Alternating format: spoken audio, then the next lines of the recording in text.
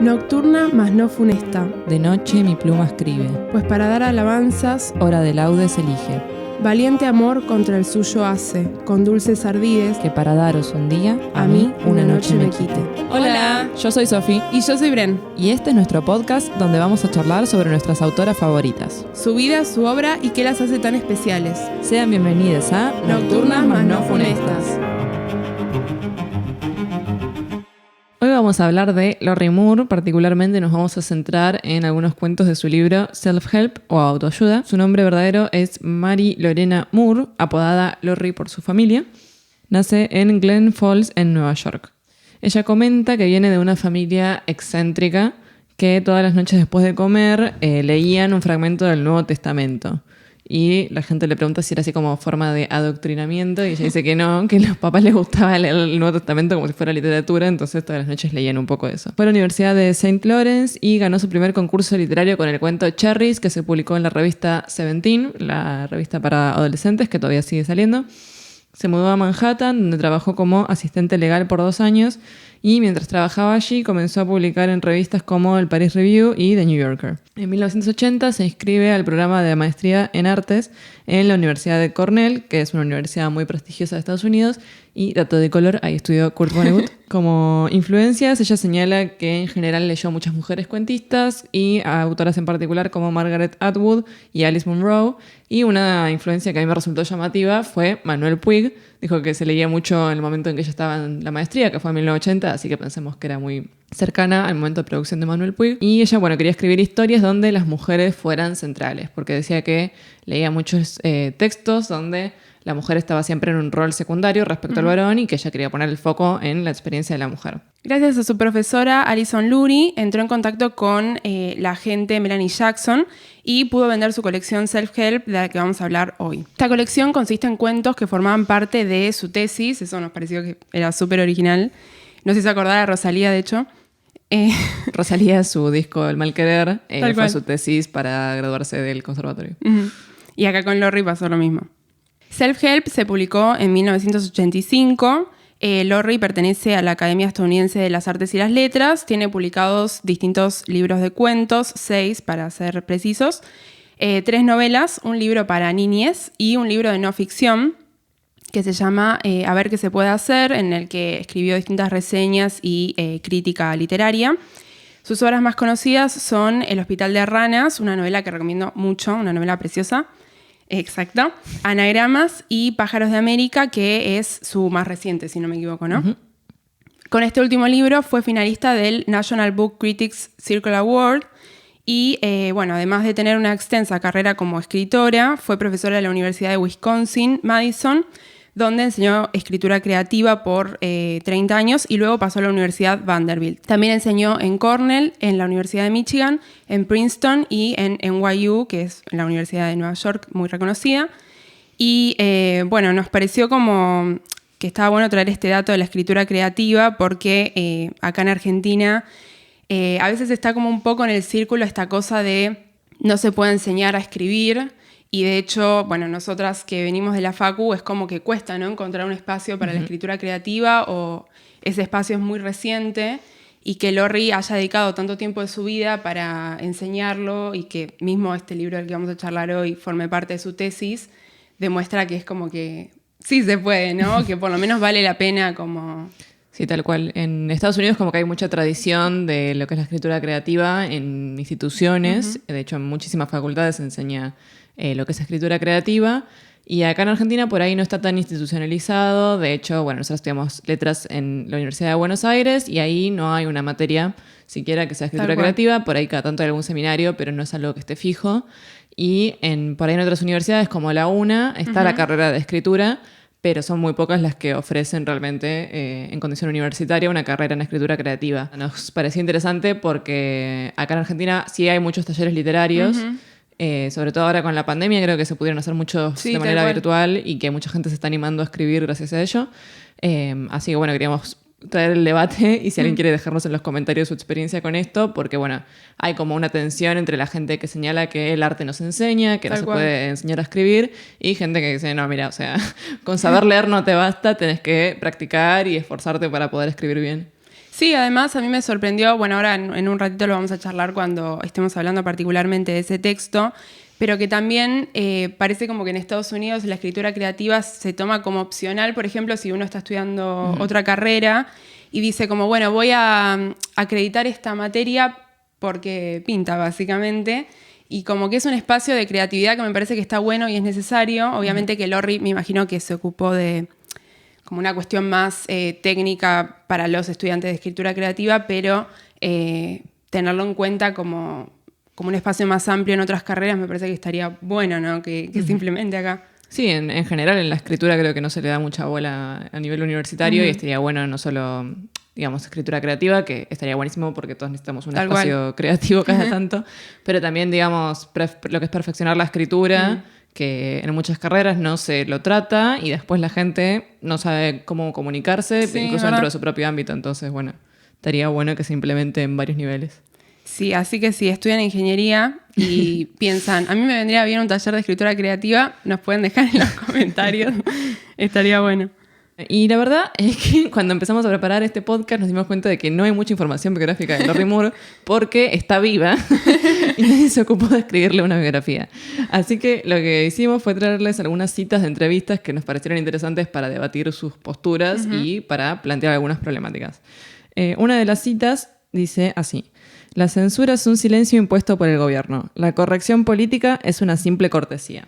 Y esto viene a cuento de algo que pasa mucho hoy en día, que se lo llama la cancel culture.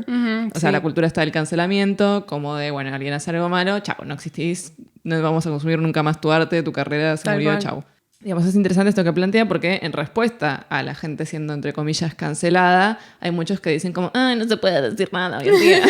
Como llorando de que por la corrección política ya no puedo decir cualquier cosa.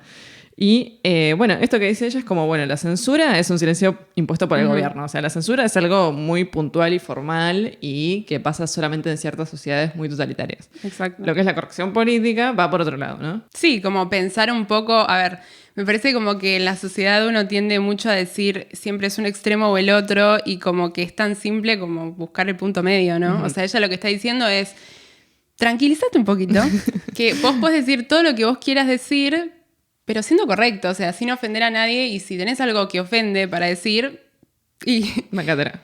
Claro, bancate la crítica, o no digo no lo digas, pero no sí, sé, o pensalo. Como esto incluso de decir como nos están censurando. Bueno, pero lo estás diciendo. O sea, si Claro. te lo están diciendo, si lo estás diciendo en voz alta, no te están censurando. Tal cual. Entonces, como bueno, está perfecto que cada uno tenga su opinión respecto a ciertos temas que pueden ser muy polémicos, pero si lo vas a expresar, claramente hay gente que va a discrepar con vos. Obvio. ¿No? Más cuando uno es una figura pública, como un escritor, un actor, bueno, más todavía, un cantante, un artista, me parece como que esta cuestión de estar en la mira, como que a veces juega para ambos lados, como bueno, no me pueden culpar porque no están acá en mi lugar, no saben lo que es estar enfrente de una cámara o enfrente de un entrevistador.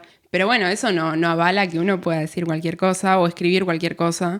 Incluso, digamos, en el arte moderno me parece que muchas veces se juega con esto como humorísticamente. Sí. Y lo que se hace por ahí es, en vez de hacer chistes racistas, se pone un personaje ridículo que haga chistes racistas. Y termina siendo mucho más gracioso porque la gracia es como miren qué retrógrada esta persona. Sí. Estoy pensando, por ejemplo, en The Office se usa mucho este tipo de humor, como Michael Scott siempre dice alguna barbaridad. Sí. O en Community, el personaje de Pierce, o por ejemplo en Jojo Rabbit, como ridiculizar toda la ideología nazi. Y me parece que es como, bueno, no es que no se puede expresar, no se puede decir, sino simplemente entender que es una cosa delicada y que la tenés que manejar. Hay que manejarla con cuidado, pero se puede hacer. Bien, y la otra cita que trajimos es, me parece un poco más orientada a lo que se suele decir de Lorri, primero la voy a leer. Dice, el humor es liberación de tensión, pero también indica supervivencia y es el tono y el punto de vista de alguien que ha sobrevivido. No es que los problemas no regresen, pero el humor lo pone a uno por delante en el tiempo, en un lugar donde ha triunfado sobre la adversidad. A mí me encantó esta cita, porque recientemente me han regalado un libro de Lorri, que fue el primero que leí, después me introduje a Self-Help, y lo primero que leí en la tapa es que era la escritora más graciosa del momento. Y yo dije, listo, con este libro la voy a pasar bomba. Y después abrí el libro y, gente, ¿qué pasó? ¿Qué pasó en el libro? Pero bueno, no, igual me gusta mucho la cita porque me parece que esta cuestión de que el humor es liberación de tensión, tiene esta cosa de que también aloja lo verdadero, me parece, como que se esconde en el humor un montón de ironías y un montón de cositas oscuras que no son necesariamente graciosas, pero que me parece que Lorri, al contar las cosas de cierta manera, logra generar como algo agridulce, no en el sentido de Safo. Glicupicross. No. En el sentido agridulce, como, bueno, esto me dio una felicidad un poco extraña y al mismo tiempo me puso re triste, así que me encantó. Sí, yo cuando vi esta cita me acordaba de Phoebe Waller-Bridge, que es la creadora de Fleabag, y ella en una entrevista planteaba que usa mucho el recurso del humor porque el humor justamente te deja en un espacio vulnerable. Sí. Entonces, digamos, cuando te estás riendo es como que te estás abriendo a otra percepción y en ese momento por ahí es como que sos mucho más receptivo a ciertas cuestiones sensibles. Entonces, digamos, no es el golpe bajo de te estoy haciendo Tal reír cual. y de repente te voy a tirar algo horrible, sino como, bueno, te estás riendo, pero vas a detectar ahí en ese momento por ahí otra cosa más triste. Y creo que las dos comparten este tipo de humor que es muy oscuro y como... no humor negro, porque no es humor negro, pero digamos, sí, siempre muy irónico, como que tiene muchas capas lo que está diciendo. Tal cual. Y esta cuestión de triunfar sobre la adversidad a través del humor también implica esta cosa de decir, bueno, yo tengo un montón de problemas por ahí, o me pasaron un montón de cosas en mi vida, o esto que quiero contar es re complejo, como, no sé, narrar un aborto o una relación amorosa que no funcionó, pero contarlo a través del humor o incluir, ¿no?, distintas perlitas de humor hace que se disuelva un poco esa angustia y que uno por ahí pueda sobrellevarlo, o que el lector pueda sobrellevarlo y sentir que lo está sobrellevando con el narrador también. Me parece que eso se ve mucho en los textos de Lorri y es súper rico para analizar y para disfrutar sobre todo. Así que no esperen reírse jaja, carcajadas todo el relato, pero sepan que son graciosos. Exacto. Bueno, entonces vamos a hablar un poco del libro Autoayuda. Por el título se habrán dado cuenta de que referencia a un género muy claro, ¿no? Que es el género de la autoayuda. Yo personalmente nunca he leído un libro de autoayuda, pero bueno, sé que es muy popular. De hecho, si uno va a una librería, cualquiera va a encontrar toda una sección llena de este tipo de libros. Y hay como de lo más variado, ¿no? Como de cosas de salud mental, a economía, a cosas del hogar. Yo una vez me crucé con uno que era cómo ser una mujer de 60. Y siempre dije, me lo voy a comprar cuando esté llegando a los 60 porque no quiero llegar a esa edad y no saber qué hacer. ¿Cómo? Bueno, y la verdad es que en el momento que se escribió autoayuda, era un género que estaba como explotando en aquel entonces. Y lo que estábamos charlando recién es que, bueno, en los 60s y los 70s como que hubo todo un movimiento muy de introspección, sobre todo, digamos, pensemos en Estados Unidos, en los movimientos hippies, y como todos estos movimientos sociales que luchaban por los derechos, por justicia social, y que a su vez traían muchas nuevas ideas del Oriente. Tal cual. Como saliéndose un poco de la narrativa judeo-cristiana protestante de Estados Unidos y trayendo ideas del budismo, del hinduismo. Pero ¿qué pasa? Entre los 70s y los 80s, como que todos estos movimientos empiezan un poco a morir y pasa lo que se llamó de los hippies a los yappies, que sería toda esta gente que venía así con ideas muy revolucionarias y muy, digamos, discrepando con el sistema. De repente se encuentra con trabajos en oficinas y siendo gente corporativa, ¿no? Entonces, como que todo esto que venía de los 70 se empieza a empaquetar para vender. Y como... Incluso pensando en las religiones orientales, como, no sé, vas al Walmart y te compras un Buda, ¿no? Como ese tipo de cosas. Y una de las cosas que ocurrió fue los libros de autoayuda en referencia a estos sistemas de pensamiento, que era mucha gente que escribía sobre meditación o sobre cómo encontrarte con vos mismo y todas estas cositas. Cositas. Se vienen cositas. Que bueno, que en cierta medida, digamos, son útiles y ayudan a la gente, pero en otra medida hay algunos que solo lo hacen para ganar dinero y no les interesa realmente ayudar a la gente, ¿no? Sí, sobre todo cuando me imagino que en ese momento también habrá empezado a surgir estos de como una especie de coaching, ¿no? Como cómo hacerte rico en 30 días o cómo ahorrar para comprarte ese auto que más te gusta. Y a veces eso tiene como un poco el doble discurso de, bueno, venden un montón de libros que realmente ayudan. es como Sí, que totalmente. uno no sabe con quién quedarse, ¿no? Como los esquemas piramidales, creo que en ese momento fue que se pusieron de medio de moda, ¿no? Como esta onda de, sí, vos podés ser tu jefe y todas estas cosas que se siguen escuchando hoy en día, pero que en aquel momento estaban muy presentes y que se difundían mucho en los libros. Dentro del volumen hay varios cuentos y algunos tienen como un formato de autoayuda. Ujú. Son, literalmente se titulan How to tal cosa, o sea, cómo hacer X. Y hay como diferentes variantes de este estilo y hay como instrucciones, ¿no? Te habla vos, lector, y te dice vas a hacer esto, esto y esto y esto. Tal cual. Pero parodiando siempre el género de autoayuda, porque en realidad son cosas que no ayudarían a nadie realmente si las hiciéramos. Y por otra parte, hay cuentos más clásicos, narrativamente, ¿no? Con principio de desarrollo y desenlace, que no tienen instrucciones ni nada por el estilo. Y la verdad que esto a mí me llamó la atención cuando lo leí la primera vez, porque yo esperaba más esto, el género de autoayuda. El primer cuento, de hecho, es cómo convertirse en escritora y tiene este tipo de instrucciones, mientras que el segundo ya pasa a otra cosa, ya es un género narrativo clásico. Y la verdad que en el momento me confundí un poco, pero bueno, va alternando, así que eso está bueno porque te da como un descanso de las instrucciones. Sí, eso es lo mismo que estaba pensando. O sea, creo que si eran todos cuentos con este mismo patrón, que igual está buenísimo, yo los disfruto todos, hubiera sido un poco pesado como esta cuestión de que parece que te está como interpelando y que te está contando una historia al mismo tiempo. Puede ser un poco abrumador, pero en el orden en el que está dispuesto me parece que está como súper cómodo para el lector. Bueno, hoy entonces les trajimos para hablar de 3 cuentos. 2 de ellos están en esta línea, como dijo Sofi, de la autoayuda, que son Cómo ser la otra mujer y Cómo convertirse en escritora. Y el otro del que trajimos para hablar es un cuento muy duro, que se llama De lo que se apodera. En primer lugar, bueno, este Cómo ser la otra mujer básicamente narra, ¿no?, las experiencias de una chica que se encuentra en una relación como adúltera. la segunda, en una relación adúltera, para decirlo en términos elegantes.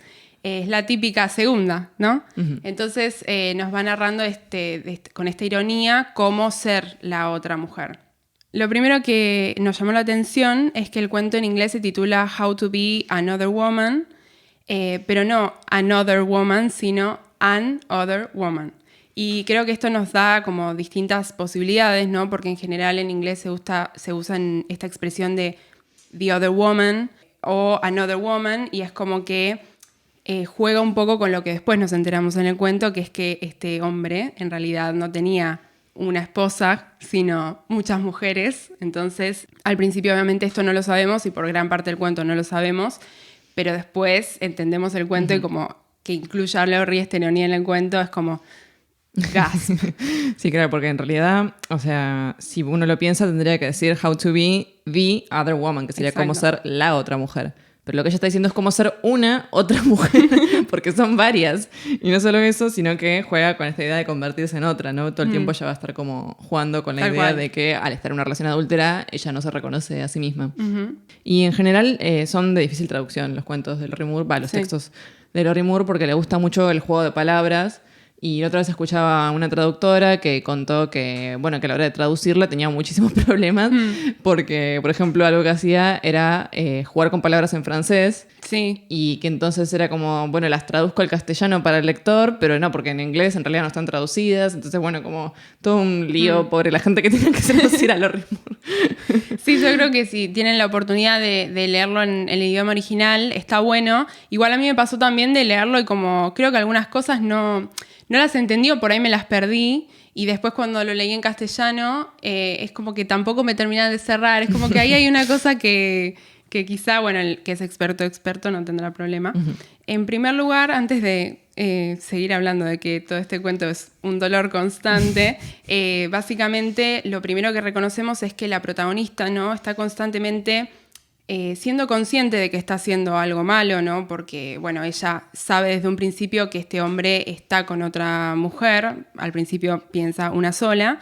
Entonces, intenta alejarse de eso, tanto como a partir de sus encuentros con él. Muchas veces ella lo trata, no de una manera despectiva, pero como con esta ironía, como, che, mirá que yo no soy una tonta que no sabe qué está pasando. Y también intenta alejarse emocionalmente, como autoconvencerse de que ella va a poder mantener ese lugar o de que ella entiende qué significa estar en ese lugar. Y creo que un poco la situación, como uno puede esperarse, se le va de las manos, ¿no? Sí, tal cual. Y esto es interesante, el planteo de esta protagonista, porque, bueno, justamente como decías, está haciendo algo malo. Entonces, nosotros como lectores es medio que nos vemos obligados a decir como, bueno, ¿de qué lado estoy? O sea, ¿estoy avalando esto? ¿O estoy del lado del marido? ¿O estoy del lado de la mujer que están engañando? ¿Dónde me posiciono? Y eso juega mucho con la experiencia personal de cada uno, ¿no? Tal cual. Porque, digamos, es muy probable que alguien que lea esto haya estado en alguna situación similar y, bueno, que tenga que decidir, digamos, en dónde posicionarse. Y esto que decías de que se distancia es súper interesante porque muchas veces ella hace referencias a películas y me parece que lo que está haciendo ahí es como intentar, por un lado, comprender su vida a través de las cosas que ya conoce. Entonces se encuentra en una situación nueva, desconocida para Tal ella, cual. intenta mediatizarlas, ¿no? Como, bueno, voy a actuar como X en esta película o voy a actuar como tal otra. Y que por otra parte, bueno, al distanciarlo, o sea, al decirse que es una película, es como que queda en otro lugar. No es mi vida real esto es una película. Entonces todo el tiempo vuelve a la idea de que le está pasando esto, pero que en cierta medida es como una ficción. Y hay algunas citas donde, bueno, refiere a actrices en particular, por ejemplo, cuando dice, en lugar de hacer eso, haz un rápido movimiento de pies, como si llevaras una cadena y una bola, como viste hacer a Barbra Streisand en una película, o da un portazo a lo Bette Davis. Entonces ella se pone en el lugar de la diva de Hollywood y es como que, bueno, en realidad ella quizás se conceptualiza a sí misma como la heroína de su historia, cuando Tal en cual. otra historia es la villana, ¿no? Sí, además me parece que juega mucho con esto de decir, uno en general termina en estas situaciones como por sorpresa, ¿no? Como lo más normal que suceda es que uno sale con una persona y después de un tiempo se da cuenta, bueno, este tipo tenía otra mujer o me estuvo engañando, no me dijo la verdad, pero ella sabe la verdad desde un principio. Entonces es como que identificarse con estas divas totales es como también autoconvencerse de, bueno, yo sé en el lugar que estoy, pero voy a decidir actuar de esta manera porque no sé de dónde agarrarme, o sea, no sé cómo proceder. Y a mí eso me llamó mucho la atención porque al mismo tiempo la veo como una mujer como muy centrada, ¿no? Como como lo que uno diría una persona corriente, ¿no? No tiene un gran trabajo, no es una persona exitosa, no tiene una buena relación con su familia, por lo poco que sabemos. Pero, sin embargo, termina en una situación que uno piensa que es extraordinaria, pero en realidad es como más normal de lo que a uno le cuesta creer, ¿no? Y algo interesante es que desde el principio, en la primera página, Lorri te pone todas las pistas de lo que va a pasar y de cómo se va a dar esta relación. Vamos a leer un parrafito de la primera parte donde dice: intercambiáis miradas furtivas moviendo los pies. Finge que contemplas la nieve sintética. Sois dos espías que miráis rápidamente los relojes. Escondáis el cuello entre los hombros. Lleváis subida la solapa de la gabardina y cortáis lentamente como aletas de tiburón la niebla iluminada por las tiendas y los taxis. Empezáis a hacer círculos. Os calibráis el uno al otro con olisqueos primigenios. Os miráis con movimientos furtivos tan penetrantes como Basil Rathbone. Y ahí, bueno, primero que concentra esta idea de la ficción de nuevo. Tal Son cual. dos espías, no son personas. Dos personas de una ficción. Todo el tiempo como estas comparaciones, ¿no? Como de las aletas de tiburón, de la niebla iluminada, como que es muy cinematográfica toda la descripción, ¿no? Y bueno, esto de que se hacen círculos, se calibran, se miden, me parece que eso también es algo Sí, que los está, olisqueos, los movimientos furtivos. que está muy patente luego en todo el desarrollo de la relación, sobre todo como más hacia el final, cuando está toda esta cosa tensa, Sí. como de que ella ya tiene sentimientos por él y él al final que le estaba mintiendo y bueno. Entonces como que está esta tensión de los tiburones, algo animal. Sí, además al principio ella cuenta que está leyendo Madame Bovary, ya mencionamos a esta mujer, famosa mujer de la literatura, que bueno, justamente, ¿no? Es como una novela en la que se representa una relación adúltera, entonces otra vez está como volviendo a esta misma temática y uno quisiera como cachetearlo un poco a la protagonista, como diciendo todas las señales que tenés a tu alrededor un poco te están diciendo que esta situación no va a terminar bien. Malesal. Pero ella en ningún momento dice esto va a terminar bien o yo espero que termine bien. Yo creo que ella internamente también lo sabe como lo sabe el lector. Así que eso es lo que me parece como más sorprendente porque en ningún momento se está realmente mintiendo a sí misma. Claro, pero justamente lo que vos mencionabas es que está leyendo Madame Bovary, pero la tapa no es la de Madame Bovary. Le ponen como la tapa de otro libro, Ah, sí, que es es la verdad, lo biografía ocultaba. de Doris Day. Entonces, Digamos, es como esta idea de, bueno, en realidad estoy cometiendo una relación adúltera, pero lo voy a disfrazar con otra cosa, que justamente Doris Day es como la novia de América, como este personaje súper feliz y exitoso, y como lo contrario de ella, porque la está pasando re mal todo el cuento. Otra de las cosas que queríamos charlar un poco para ver esta cuestión más estructural por ahí de la escritura de Lorri es que constantemente ella trae metáforas y comparaciones absurdas que yo creo que acá se aloja, ¿no? Como el mayor humor que ella ubica en los cuentos. Les voy a leer una cita para que tengan un poquito de referencia. En los servicios públicos te sientas aplastada peligrosamente en el asiento del retrete, como un extraño helado de carne desesperada y regocijante, y murmuras a tus muslos que adquieren un color azulado. Hola, soy Charlene, soy un amante. Yo estaba leyendo la cita conteniendo la risa constantemente. Está buenísimo, es excelente. Sí, siempre tiene estas cosas muy novedosas, como muy frescas, que no se te hubieran ocurrido jamás. ¿Por qué le habla a los mulos? Y a mí, a un autor que me hace acordar mucho es a Raymond Carver, que es de la misma época más o menos, Sí, y también en Estados Unidos. Creo que siempre los asocié por una cuestión de las tramas, como que tienen mucho que ver, como son gente común, haciendo cosas muy normales, pero que tienen conflictos amorosos o cosas así. Pero algo que tiene Carver es que es muy seco, muy limpia su prosa. Es como que no te va a poner un adjetivo de más jamás. Las metáforas, no hay metáforas. O sea, describe todo como es. Y la diferencia para mí con Lorri por ahí es esta, como el estilo que tiene, tan divertido, tan novedoso. Siempre muy, muy fresca ella. Siempre muy fresca ella.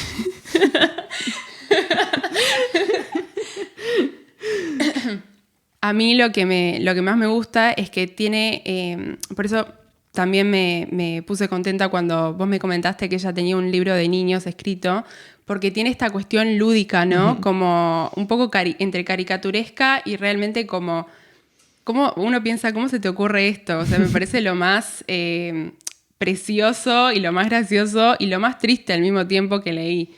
Después cuando hablemos de cómo ser una escritora, también hay una metáfora que está muy buena, esta del mapa. Yo pensé lo mismo.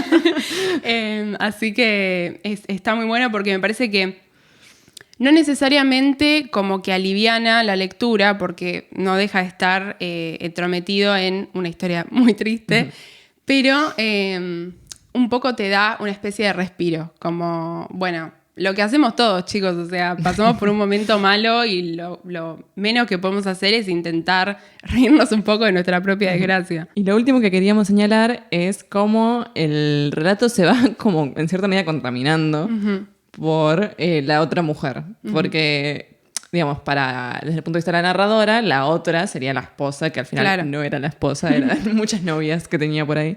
Pero, digamos, ella en un principio cree que hay una esposa. Y lo que le comenta el hombre a la narradora es que su esposa hace listas y como que a él le gusta que haga listas porque es muy organizada y como que le resuelve la vida. Entonces la narradora empieza a escribir en formato de listas. Sí. Y esto me parece muy gracioso porque pensándolo con el título de cómo convertirse en otra mujer, tipo literalmente se convierte en otra mujer y lo manifiesta en su narración, empezando a hacer listas pero de cosas también absurdas, ¿no? Como que no es que hace listas que le sirvan para algo, sino que empieza a hacer listas de películas, de momentos, de recuerdos que vos Claro, decís. no son exactamente las listas eruditas que le planteaba este hombre. Sí, es como, bueno, me intento convertir en ella, pero en realidad sigo siendo yo y voy a seguir diciendo cosas absurdas. Sí, se combina un poco también como cuando se presenta esta escena que ella va finalmente a conocer el departamento que comparte supuestamente esta otra mujer y el hombre. Y ella, viste, ve su ropa, ve sus zapatos, se pone los zapatos y es como estoy en los zapatos de la otra mujer, pero en realidad yo soy la otra mujer. Entonces es como que juega mucho con eso. Y lo que queríamos resaltar es que por suerte tiene un final... Lo que diríamos, un final feliz, ¿no? Porque el hombre sale perdiendo, claramente. Porque ella, no sé si recapacita, es más como una cuestión de no te quiero seguir esperando y le cierra la puerta literalmente y es como... Sí, él un poco va a disculparse o algo, no sé muy bien qué quiere, pero es como, no, ya sí. Harta. Como bueno, lo que lleva un desarrollo no tan largo que uno parece que está todo el cuento esperando como, amiga, date cuenta... Y de repente es como que hace clic y es como, no quiero estar más en este lugar, así que me pareció que estaba bueno el final para resaltar que es un final feliz. Good for her. Sí, exacto. Bueno, y ahora vamos a hablar del segundo cuento que seleccionamos, que es De lo que se apoderan, que me da mucha lástima decirlo en castellano, porque el título en inglés es muy lindo, es What They Seize, que seize tiene como una connotación más de arrebatar, ¿no? Como Sí. más que apoderarse. Pero bueno, también está bueno apoderar porque hay una cuestión de poder Tal cual. en el texto. Y arranca con una puñalada al corazón, creo que es uno de los mejores comienzos que leí en mi vida, que dice, mi madre se casó con un hombre frío. Y te deja con eso. Y no se pone mejor en términos de tristeza. Picada. Tal cual. Pero bueno, arranca con esto, que ya te sitúa, digamos, en el conflicto central, porque la historia es un poco la historia de ella, es un poco la historia de la familia, pero sobre todo es la historia de la madre y su relación con el padre. Tal cual. Pero ella no dice, se casó con mi padre, se casó con un hombre frío. Podría ser cualquiera, o sea, es tan frío que no tiene esa relación de padre-hija cercana como para nombrarlo mi padre. Y eso es como que te impacta un montón ya desde el momento cero. Y aparte, en inglés también suena más linda, porque tiene muchas M's. Dice, my mother married a cold man. Y es como que te deja un gusto poético, ¿no? Lo primero que nos pareció que estaba bueno resaltar a nivel de la estructura es que ella comienza ya advirtiéndonos que la madre murió. Entonces está constantemente haciendo saltos en el tiempo, ¿no? Como que nos introducen, bueno, un poco, como vos decías, la relación de la familia, la relación que ella tenía con su madre, qué pasó, ¿no? Después de que el padre los abandonó y qué le pasó luego a su madre a partir de recuperar un poco también el archivo de la madre. Me parece que eso es lo que más impacta y duele también, porque tenemos dos archivos. Por un lado, me parece que la cuestión de esto de las fotos que ella retoma de la madre, de cuando la madre es joven y se la ve como una mujer fresca, feliz, tranquila y que tiene como todo un futuro por delante, en contraposición con las cartas que ella retoma de cuando la madre ya estaba pasando una enfermedad terminal, en la que la madre le cuenta toda esta relación con el padre. Y las cartas son durísimas, o sea, yo pienso, realmente nunca me voy a recuperar de este cuento. O sea, no sé, voy a tener 60 leyendo el libro de autoayuda de cómo ser una mujer de 60 y voy a decir, nunca leí un cuento más triste que este. Sí, aparte tienen una...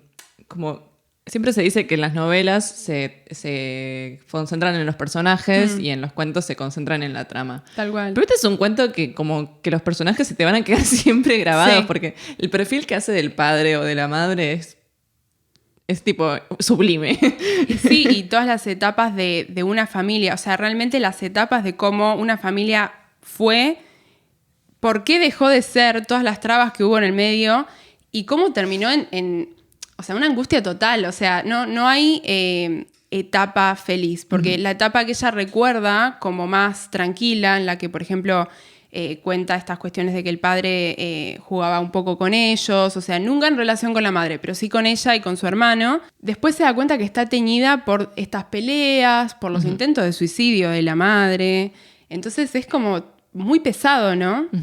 Sí, como decías vos, contrasta mucho con el archivo familiar, como de ver cosas de la madre de cuando era joven y de todas las promesas del futuro, de cómo ella era feliz y después, bueno, verla ya tanto durante su vida adulta, que tiene una enfermedad mental, evidentemente, porque se intenta suicidar más de una vez, como ya en la vejez, donde tiene una enfermedad física. Tal cual. Para dar un poquito así como de contexto, básicamente, bueno, tenemos una familia de 4 integrantes, ella, la narradora, y su hermano, que es un hermano adoptivo, o sea que ya cuenta como con un antecedente de una madre biológica que falleció, y que ella se cuestiona, ¿no? Como mucho esta relación también del hermano con la madre.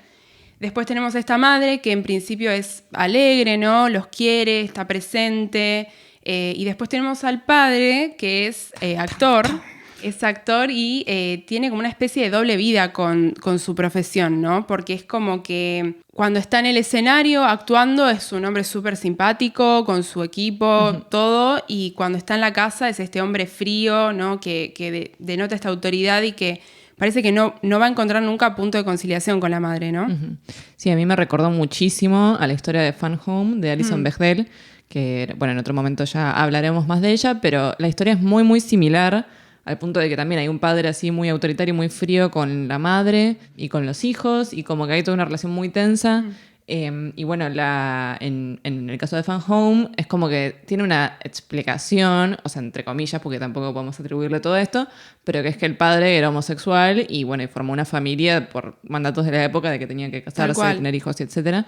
Pero en este caso lo que decíamos con Bren es como que no hay nunca una, entre comillas, explicación de por qué el padre es así. Y es como que te quedas todo el tiempo con esta angustia de decir... ¿Por qué maltratas a tu familia? Yo aún no leí Fan Home, esto me lo comentó Sofi después, pero cuando yo empecé a leer este cuento, dije, bueno, acá la explicación va a ser esta, o sea, el hombre tiene otra familia. Lo primero que pensé, el hombre en principio tiene otra familia y vive una doble vida, y cuando dice que va a actuar al teatro, en realidad se va a ver a su otra familia. Y en realidad esto no pasa, o sea, como lectores queremos buscarle esta justificación, y no la hay, es simplemente un hombre frío que no quiere a su mujer y que tampoco quiere a su familia, porque me parece que por más de que ella tenga ciertos recuerdos del padre, se nota que el hombre no tiene interés por arreglar la situación, porque sí, si no... o lo mismo si no quisiera a su esposa, pero quisiera a los hijos, que pasa muchas veces, digamos, se divorciarían y tendrían una relación con los hijos, pero no es el caso, el hombre se va directamente, se borra. Entonces, bueno, es como muy, muy fuerte y muy chocante, sí. Y muy chocante para la narradora cuando se da cuenta de todo esto en algún momento. Acá les trajimos una cita de una de las cartas que retoma la narradora para tener un poco la perspectiva de esta madre. Dice: «Los hombres fríos destrozan a las mujeres», me escribió mi madre años más tarde. «Las cortejan con algo llamativo de lo que presumen, algo que llevan unido a su alma como un falso invernadero. Te hacen pasar y te crees que ves vida, optimismo, sol y verdor. Y cuando los amas te hacen pasar a su alma verdadera, un salón de baile vacío, cavernoso, lleno de corrientes de aire, con arcos y cúpulas inexorables, y que se burla de ti con sus ecos. Oyes cómo se hunde con un estrépito sonoro todo lo que has sacrificado, todo lo que has entregado. Cierran con llave el invernadero y te ves tan minúscula como una figura humana en el dibujo de un arquitecto, una mancha sin rostro, un borrón de palotes abandonado en un voluminoso desierto de piedra». No tengo palabras, o sea, no tengo palabras para describir el sentimiento. Es increíble, Lorrie Moore. O sea, acá vemos cómo ella va, como escritora, ¿no? Por esto está en palabras de la madre, pero cómo Lorrie, como escritora, va sumando cosas y cosas como una especie de escalera, como apilando libritos de cosas excelentes, metáforas excelentes que es como que especifican este sentimiento de la madre que uno siente que no hay mejor manera de describirlo. Sí, tal cual. Y aparte, digamos, esto de como de un salón, como, bueno, que ella piensa que es un invernadero, que justamente es algo que mantiene el calor durante el invierno y que mantiene vivas a las cosas. Y como, no, es un salón con corrientes de aire y es como, bueno, ahí te devuelve la imagen del frío y como que es todo vacío. Entonces te va poniendo en cosas muy visuales todo el sentimiento. Eso es poderosísimo, me parece. Tal cual. Y esta cuestión del dibujo del arquitecto, que es algo que en un plano de arquitecto el dibujo de una personita es completamente accesorio, o sea, no tiene ninguna función, no sirve para nada, no tiene una medida. Está ahí como eso, una mancha sin rostro, o sea, es tremendo, tremendo. Bueno, y algo que toca bastante de cerca es lo de la salud mental, ya que, bueno, como dijimos, la madre se intenta suicidar, al menos que sepamos 2 veces, y justamente la hija la ve esas 2 veces. Una vez ella se intenta tirar al lago y el padre todavía estaba, entonces ella vuelve corriendo a buscar al padre para que la ayude. Y en otro de los momentos, ella vuelve de la escuela con una amiga y ve a la madre tirada en el baño, creo, y la otra le pregunta, ¿esa es tu mamá? Como diciendo, esta persona que te tienen que cuidar está acá sin poder hacer nada. Y le dice como, quizás sí, quizás no. Como que ni ella la reconoce. Y me parece que es como muy fuerte para la hija tener que enfrentarse a esas situaciones sola. Porque en un momento está el padre, pero luego ya no. Y bueno, ella como que en cierta medida se escapa, entre comillas, de toda esta situación cuando va a la universidad. Pero al mismo tiempo nunca deja de pensar en la madre, entonces le manda cartas, y si bien como que son cartas muy secas, por decirlo de alguna manera, bueno, evidentemente ella sigue reflexionando sobre todo lo que le ha ocurrido. Sí, sobre todo porque este es el momento, ¿no? Que, a ver, obviamente la madre aprovecha ese momento de enfermedad para contarle a ella su verdadera historia, ¿no? Para un poco sacar la máscara de, bueno, vos pensaras que cuando eras chiquita yo era una mujer re feliz, pero en realidad estaba pasando todo esto, como enterate la verdad de la familia, pero también pensándolo desde el punto de la narradora, estar en la universidad y como no poder escapar de esa situación también es una carga súper pesada. Sobre todo porque el hermano de ella, que en principio pensamos tienen una buena relación, se fue a Vietnam y es como que sí, después volvió, pero no está tan presente en la familia como sí estuvo ella en el momento que el padre las abandonó y demás. Uh-huh. Sí, además, bueno, esto que decíamos como del hermano que tiene una relación con la madre, que él como que ya ni se acuerda de su anterior madre, ¿no? Dice como que medio que no se acuerda de la muerte, que a veces se pone triste, pero que no tanto. Entonces, como que en cierto punto hay una diferencia que no pasa por ser adoptado o no, sino me parece que más por una cuestión de que él es varón y ella es mujer y de los tipos de relaciones que puede establecer un hijo y una hija con sus respectivos padres, ¿no? Entonces, tal cual. La relación madre-hija tiene cosas muy particulares que una relación por ahí padre-hijo no tendría, ¿no?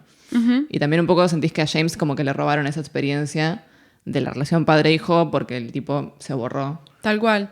Y de hecho ahí ves la diferencia entre la curiosidad de uno y el otro, porque es ella, ¿no?, la narradora, que vuelve al archivo de la madre, a esas fotos, uh-huh, y describe la vida del pasado de la madre. O sea, imagina una historia que nos la presenta con muchísimo detalle y después cuando va a preguntarle a su hermano, ¿No te interesa saber de tu mamá? El hermano es como, bueno, no, sí, como no hay una respuesta concreta. Sí, algo que me hace acordar es un texto de Walter Benjamin que se llama El narrador, donde él plantea como una cosa que es como medio que todos lo sabemos intuitivamente, pero que él lo pone en términos teóricos y es muy interesante de leer, que es que la gente vive a través de las historias que cuentan los otros de nosotros.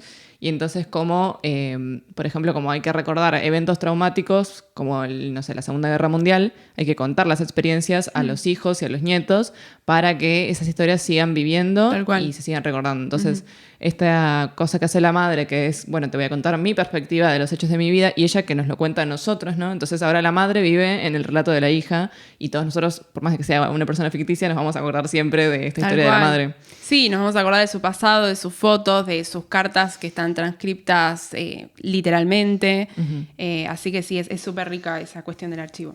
Y algo que queríamos retomar es la cuestión del título, uh-huh, ya que es una frase que se dice muchas veces y siempre la dice la madre. Sí. Entonces vamos a ver la primera vez que aparece.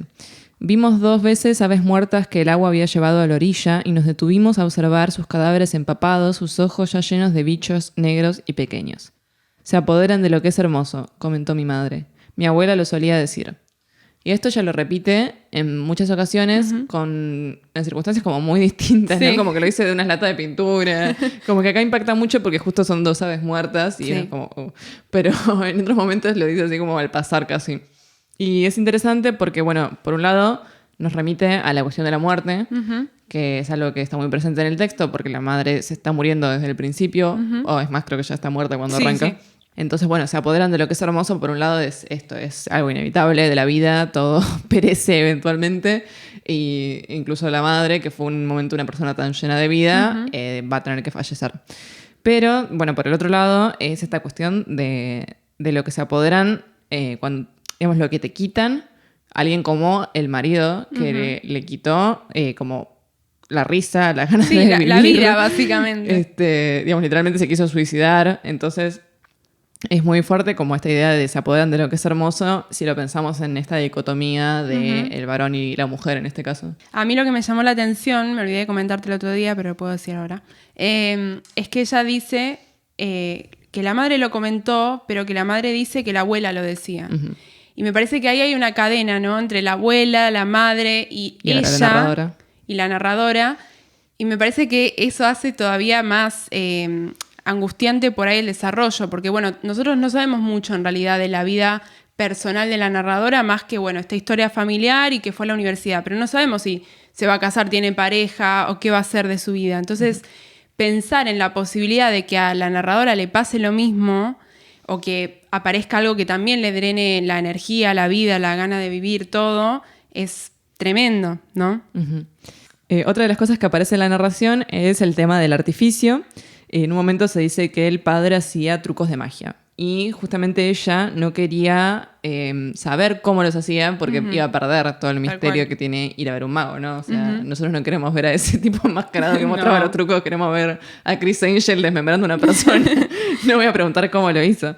Y bueno, y esto como un poco cuando la madre le cuenta en realidad lo que estaba ocurriendo, se devela el artificio, que era que en realidad no los quería mucho a los chicos, porque hay como un par de escenas que pareciera que sí, que es un buen padre, que se hace cargo de los hijos y todo, pero en realidad dice que es como, bueno, los sábados cuando mamá se iba a hacer las compras y se tenía que quedar con nosotros, a veces jugaba a las cartas.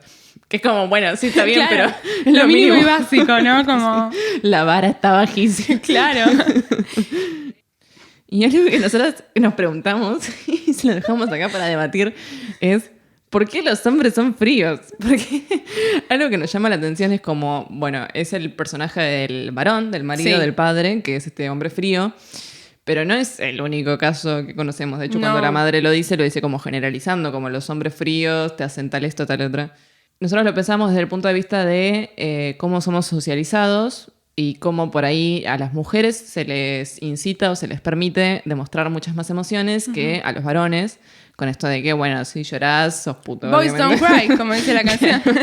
Entonces, digamos, esta idea tan negativa y tan mala para los varones de, no, vos tenés que ser fuerte, tenés que sostenerte, tenés que mantener siempre la compostura, y por ahí la única emoción que se les permite demostrar es el enojo, y entonces todo lo que podría ser tristeza, frustración, termina manifestándose en ira. Y entonces pasan cosas como las peleas que se ven en este cuento. Y bueno, algo que queríamos plantear es esta idea de por qué son en su mayoría los hombres los que se los llaman fríos y no al revés. Tal cual, porque hay estereotípicamente, me parece que vimos un montón de películas, un montón de series y leímos un montón de libros, y esto pasa en la vida también, ¿no? Como esta cuestión de no solo el enojo y la frialdad, sino también como la represión de las palabras y de los sentimientos en el rol del hombre frente a esta cuestión del... me sale ventilar, seguramente hay un verbo mejor, como este ventilar de la mujer de yo tengo todo esto adentro y quiero que el mundo lo sepa porque me siento así, y el hombre lo tiene que reprimir. Entonces nos pareció que estaba bueno, dejen en los comentarios si quieren, si piensan que hay alguna razón, si piensan que esto hoy cambió. Estos cuentos igual son bastante recientes, ¿no? De lo que hemos leído hasta ahora en el podcast, son bastante recientes. Pero ¿cambió esta situación? O sea, ¿los chicos hoy en día, los adolescentes, los chicos jóvenes, crecen con una mentalidad distinta o no? Sí, la verdad que es interesante pensarlo hoy en día. Sobre todo, bueno, como que hay muchos más discursos sobre la masculinidad tóxica, y por ahí es como un poco más fácil que la gente se dé cuenta de qué tan dañino puede ser criar a los varones así. Pero bueno, en cierta medida siempre sigue ocurriendo, ¿no? Que se les dice, qué sé yo, no llores, llorar es de nena. Y vos como... Sí. No tiene ningún sentido esto que estás diciendo. Tal cual. Y otra cosa que también queríamos traer como para debate es esta cuestión de por qué la gente que no se quiere se casa o se queda junta, o incluso llega a un espacio más y tiene hijos cuando no hay una relación amorosa que se pueda sostener ahí. Sí, o sea, obviamente esto viene por muchas causas, pero nosotros lo que pensábamos es cómo en generaciones anteriores quizás estaba este mandato de te tenés que casar, tenés que formar una familia, tenés que tener hijos y después te tenés que quedar juntos. O sea, no es normal tener 2 hijos y después separarte. Entonces, digamos, otra vez de nuevo, esto es muy dañino en general para la gente. Y pensar si hoy en día esto está cambiando, porque, no sé, personalmente yo veo que la gente joven por ahí no se casa o incluso se junta y tiene hijos, pero no está tan, digamos, comprometida en esta cosa de, bueno, me tengo que quedar sí o sí para siempre. Tal cual. Y quizás plantear esto de si es algo que se puede cambiar, que si es algo de los mandatos sociales, si es algo personal de cada uno. Exacto.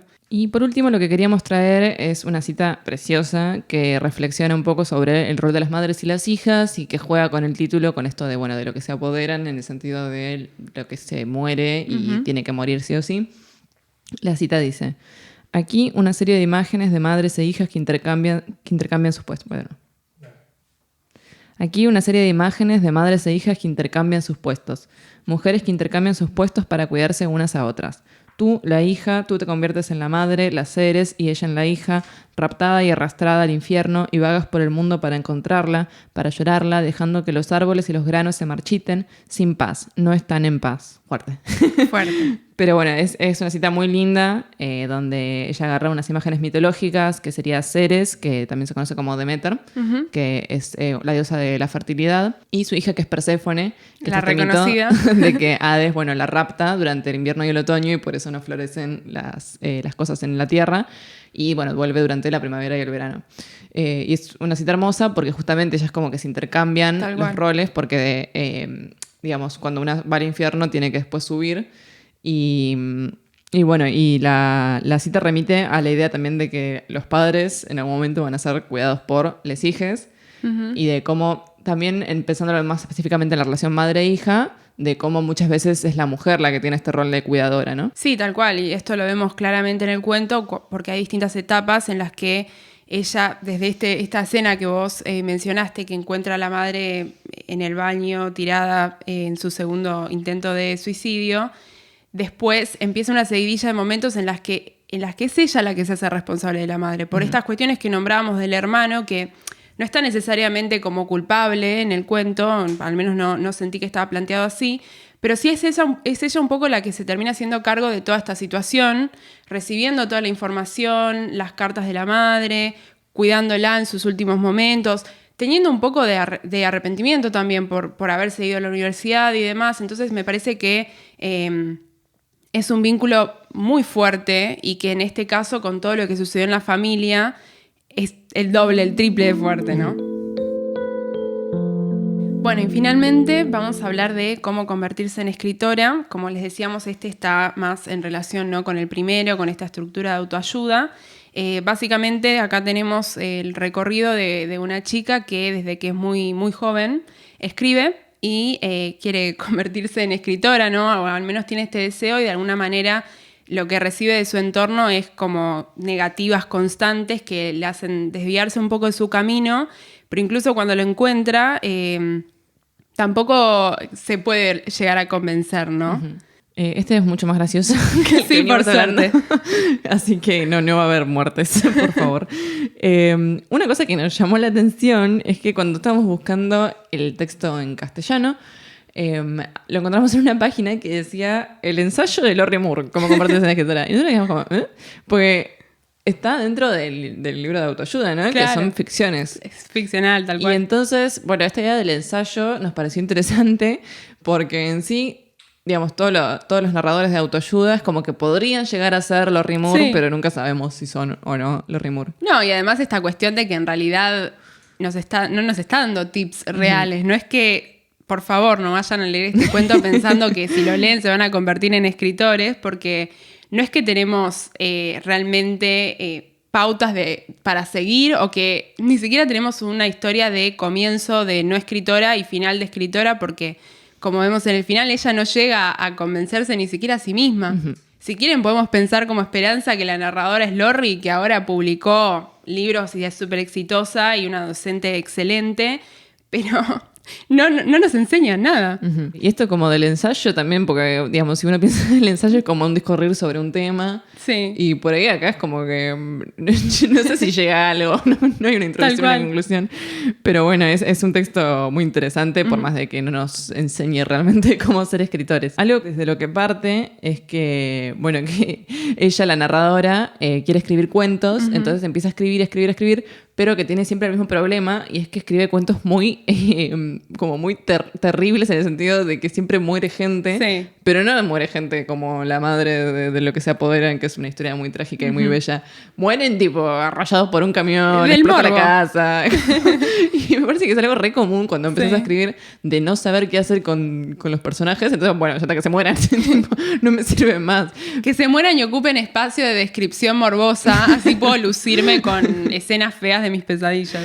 Pero no porque uno quiere escribir un relato de terror, simplemente porque no sabes qué hacer con el personaje. Y me parece que eso tiene un poco que ver con cómo escribe Lorrie Moore, que a veces no da conclusiones a los relatos, ¿no? Es como que no pasa algo que te cierre el cuento, sino que simplemente la vida continúa. Y me parece que eso es algo que se aprende escribiendo justamente, porque uno pretende como darle a todo un cierre. Y bueno, no, la vida no cierra. Así Tal cual, o seguir toda esta cuestión de introducción, nudo y desenlace.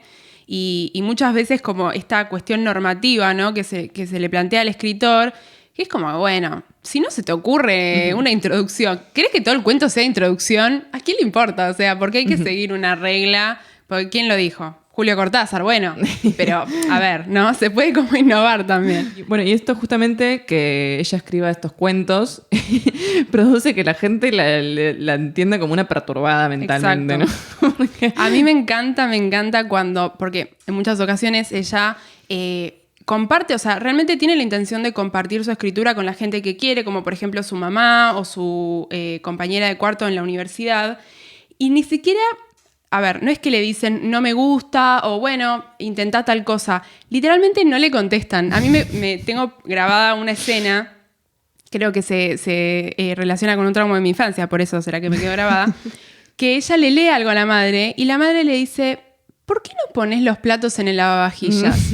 Y es como, o sea, la ignora completamente, ni siquiera le dice, no tengo tiempo para escucharte ahora, no sé. Sí, me parece que da cuenta un poco del rol que le damos al arte en nuestra sociedad, donde, bueno, no es importante, no es la prioridad, no es necesario, entonces dediquémonos a las cosas que sí son importantes. Tal cual. Lavar los platos, ¿no? Por eso a ella también le están diciendo constantemente, ella comienza estudiando una carrera, después se cambia a la de escritura y después la madre también le vuelve a repetir, ¿no querés estudiar administración de empresa? Como diciendo, ¿cuándo va a llegar el momento en el que te vas a rendir? Me parece que eso es como muy en común con lo que le pasa a muchos escritores, que obviamente es esta famosa frustración del escritor o el bloqueo o el no encontrar el estilo propio. Está como muy patente y que esté en un personaje tan joven lo hace todavía como más lúdico, ¿no? Porque ella en realidad está probando qué es lo que quiere hacer. Una de las citas más interesantes del texto es donde ella reflexiona justamente sobre la escritura. Voy a leerla. ¿Por qué escribir? ¿De dónde viene la escritura? Estas son preguntas que te haces a ti misma. Se parecen a ¿de dónde viene el polvo? O ¿por qué hay guerras? O si hay un Dios, ¿por qué mi hermano es ahora paralítico? Estas son preguntas que guardas en tu billetera como tarjetas telefónicas. Estas son preguntas que, como dice tu profesor de escritura creativa, es bueno explorar en tu diario personal, pero raramente en la ficción. Y uno primero que nada, ¿no? Se pone a pensar, ¿cómo que no puedes hablar en la ficción de la escritura? Tal cual. Es como algo súper básico, no sé, como siento que cualquier argentino que haya leído a Borges sabe que uno de los temas de la escritura es la propia escritura, ¿no? Pero después esto como de preguntarse de dónde viene la escritura, como preguntarse de dónde viene el polvo, como bueno... O sea, hay un impulso para escribir, hay un talento innato, ¿de dónde viene? Tal cual. Además me parece que juega un poquito con esto que hablábamos de Lorri, de que, bueno, ella intenta responder esta pregunta de la escritura más o menos con toda su trayectoria, ¿no? Porque ser docente de escritura creativa no es algo menor cuando estás escribiendo un cuento sobre cómo ser una escritora. Eso me parece un juego como muy lindo ahí, porque creo que quizá por eso se confundieron en la página y dijeron este es un ensayo, porque dijeron, bueno, una docente de escritura creativa... Claro, en el momento que escribe esto, en realidad ya es estudiante, pero luego pasa a ser docente. Exacto. Entonces es como, bueno, dame el tip y no sucede. Uh-huh. Y de nuevo vemos la originalidad. Estas son preguntas que guardas en tu billetera como tarjetas telefónicas. ¿Qué? Tal cual. Muy buena la metáfora. Y después, bueno, en contraposición con esta cita, les trajimos ya una más hacia el final, que ya acá se pone un poquito más agria, ¿no? Como suele suceder en Lorri, tenemos como la parte lúdica y la parte del golpe bajo. No hay tantos golpes bajos en este cuento, pero a mí esta cita me gusta mucho. Dice, tarde o temprano terminás un manuscrito, más o menos. La gente lo mira vagamente confundida y dice, parece que ser escritora siempre fue un sueño para ti, ¿no? Tus labios se secan como la sal. Porque es, claro, es lo que todo el mundo le dice, es todo lo que recibe de su entorno es eso. Es como, nunca es, me gusta lo que escribiste, es como... Sí, o siquiera no me gusta, que por lo menos... Tal cual. Tendrías como, bueno, ¿qué puedo cambiar acá para que sea mejor? No, es una cosa de chocarse contra la pared constantemente. Incluso cuando ella charla con gente que supuestamente sabe que está ahí para ayudarla, como sus docentes de escritura creativa, siempre le dicen lo mismo, siempre le dicen, sí, me gusta cómo describís las escenas, pero a tus cuentos les falta estructura, o sea, y no le están diciendo, probá por este lado, o probá a escribir lo que tengas ganas de escribir y va a salir algo que esté bueno, ¿no? Uh-huh. Sí, es como que ella busca constantemente el feedback y nadie se lo da, y en las clases es como todavía más raro, porque encuentra profesores como que le dicen, quiero que me cuenten todos sus secretos más íntimos en la escritura, y después otro profesor que le dice, no hablen de ustedes en la escritura para nada, tienen que usar su imaginación y crear cosas ficticias. Y es como, bueno, me están dando todos consejos muy contradictorios, ¿por dónde arranco? Bueno, y finalmente queríamos hablar un poco del título y de esto de cómo plantea ella esto como un manual de cómo ser una escritora, pero en realidad ni siquiera ella lo termina consiguiendo dentro de este cuento. Entonces es como, bueno, de nuevo esto de la autoayuda que no funciona, Tal cual. de parodiar los mensajes así como tan determinantes de, no sé, ¿cómo volverte rico en 10 pasos? Bueno, no, probablemente no te sirva.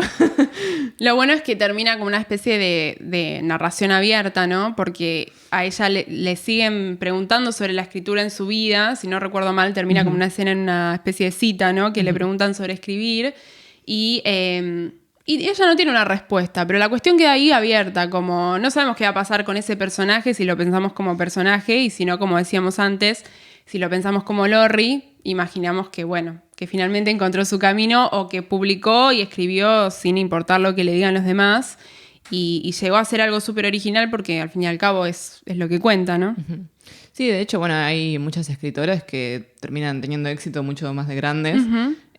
Aurora Venturini, creo que es una escritora muy conocida hoy en día y que logró el éxito bastante mayor. Y Eve Ward, ¿no? Si no me confundo, también lo empezó a publicar bastante más de grande. Así que bueno, esas son como historias positivas en cierta medida de decir como, aunque de joven por ahí todo el mundo no te dé pelota, Tal no te dé cual. feedback, como vos seguís escribiendo lo que te guste y lo que quieras escribir y por ahí en algún momento vas a publicar. Llegó el momento de abrir hilo. Así que la pregunta de hoy es, ¿qué cuento dolió más? Yo quiero decir que usé Fleabag como estrellitas para medir cuánto me dolieron. O sea, si me dolieron igual o peor que Fleabag. Y voy a decir algo muy polémico, pero obviamente el de lo que se apoderan, el segundo cuento que charlamos, fue el que más me dolió. O sea, como dije antes, no voy a recuperarme jamás de ese cuento. Y ni siquiera sé si voy a volver a leerlo por miedo a terminar. A terminar realmente muy triste y no poder recuperarme. Así que ese, ¿vamos? Sí, tal cual, ese mismo. Igual yo lo releí, ya lo había leído antes y lo volví a leer ahora para el podcast. Y sí, es muy doloroso, pero es muy, muy bello. Entonces, bueno, quizás cuando uno ya sabe los golpes bajos es como más fácil de apreciar la belleza del texto, ¿no? Es como Fleabag, yo la vi 3 veces y cada vez que la veo sigue doliendo, pero sigue siendo muy buena. Y además queríamos traer el debate sobre la escritura, ¿no? Esto que hablábamos al principio y que lo introdujimos y que, bueno, un poquito a raíz del último cuento que charlamos, de esta cuestión de si se puede aprender a escribir, ¿no? Sí, la verdad que yo creo que como cualquier arte es fundamental ponerlo en práctica, ¿no? Entonces, digamos, uno que quiere ser escritor y no sabe por dónde empezar, que empiece por escribir Tal cual. lo que sea. O sea, puede ser un diario íntimo, puede ser poemas, digamos, lúdicos, puede ser lo que sepas y lo que tengas a mano. Pero lo más importante para mí siempre es como sentarse y empezar a escribir y después a partir de ahí se te van a ir acomodando las ideas. Tal cual. Después, si uno quiere, ¿no? Como hay un montón de recursos, como mencionábamos al principio, a ver, seguir una carrera, por suerte hoy en día es una posibilidad que no sé si nosotras cuando terminamos nuestra época del colegio ya estaba la carrera de una, pero también hay un montón de talleres, un montón de cosas ahora virtuales, pero me parece que lo más importante es esta cuestión de intentar alejarse un poco de la normativa, ¿no? Como hoy esta cuestión de los géneros, ¿no? Literarios y los formatos está como muy estipulado. Y por suerte ahora esta cuestión de las redes da un poco más de libertad, ¿no? Ya vamos a tener oportunidad de charlar de autoras que surgieron de un ámbito menos normativo, por decirlo de alguna manera. Con textos en Instagram que uno no puede definir si son poemas, cuentos, bueno, claramente no son novelas. Y que bueno, nada, lo importante es tirarse a escribir, abrirse una cuenta, abrirse un blog, o si no quiere compartir con nadie, simplemente como vos decís, ¿no? Tener un cuadernito, una carpeta en Word. Me parece que es eso, como explorar qué es lo que uno puede hacer, quiere hacer, qué le gusta. Y leer mucho. Tal también cual. sirve. Sí. Obviamente yo diría que es 50-50. O sea, si uno quiere escribir es fundamental leer y como ver que por ahí qué es lo que uno tiene más afinidad y tratar de hacer por ese camino. De hecho, al principio lo más recomendable es robar. Sí, ¿no? robar. O sea, si les gusta cómo escribe Lorrie Moore, intenten imitar a Lorrie Moore y después eventualmente van a encontrar una voz. Pero siempre es súper útil robar al que sea que te guste, ¿no? Tal cual, robar o seguir alguna consigna. Si uno busca en internet así como writing prompts, digamos, siempre hay como mucha variedad al respecto. E incluso hay foros en los que se invita a que la gente escriba siguiendo una consigna y como que hay gente que da feedback, ¿no? Como que se arma una comunidad. Y eso está muy bueno, me parece, ¿no? Porque a veces uno, al principio, no imagino, o por lo menos a mí me pasa, de que le da un poquito de cosita mostrarle a alguien que quiere o a alguien que lo conoce algo que escribió, porque a veces uno lo siente como muy personal, pero que te lee un extraño, ¿no? Por ahí puede ser como una manera de explorarse también. Sí, siempre te dan como una mirada de la afuera, que por ahí son cosas que vos ni habías pensado, no te habías dado cuenta de tu propia escritura y terminan siendo de lo más útiles. Bueno, si van a un taller literario les va a pasar eso, ¿no? Van a crear una comunidad, generalmente como que se sigue con un mismo grupo, entonces por ahí ya te conocen y te pueden como ayudar más en cuanto a lo que a vos te interesa escribir. Claro. Así que eso está buenísimo. O sea, obviamente no hace falta ir a un taller, puedes, como decía Bren, buscar en internet comunidades de escritores. Y bueno. Y lanzarse y ver qué pasa. Bueno, eso fue todo por hoy. Gracias, Bren, por la conversación. Gracias, Sofi. Gracias a ustedes por escucharnos y nos vemos la próxima.